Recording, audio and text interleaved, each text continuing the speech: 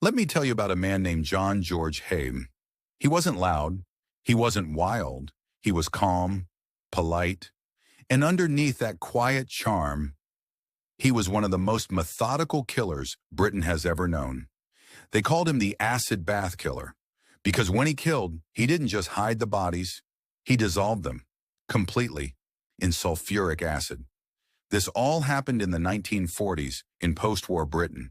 The country was recovering, bombed-out buildings, food shortages, people trying to rebuild their lives. It was a time of desperation, and Haigh used that to his advantage.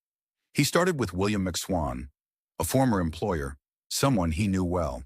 They shared drinks one evening, laughed like old friends. Then Haigh took a lead pipe and killed him. Just like that. But he didn't stop there. He dragged the body into a workshop he'd rented in Crawley, and there he lowered McSwan's corpse into a vat of sulfuric acid. 2 days later, the body was gone. Nothing left but a thick, oily sludge. He poured it down the drain and walked away. Then he forged McSwan's signature, sold his properties, told McSwan's parents their son had gone abroad. They believed him. He wore a nice suit. He spoke well. He sounded trustworthy. And so he kept going.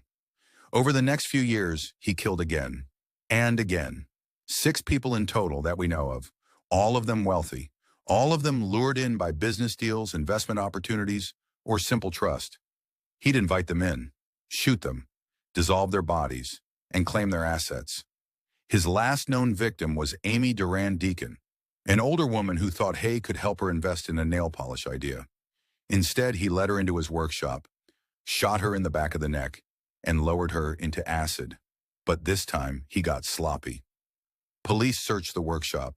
They found bone fragments, gallstones, a set of melted dentures, even a partly dissolved handbag handle. It was enough. The detectives brought him in, and during questioning, he said something chilling.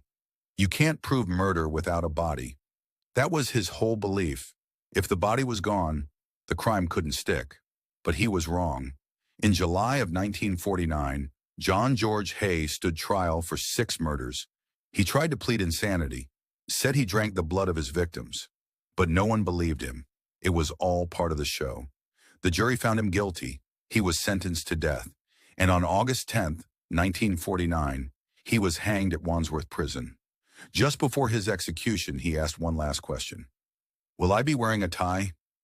I must look presentable, even at the end.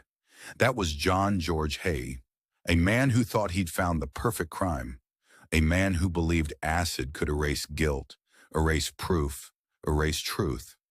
But it didn't.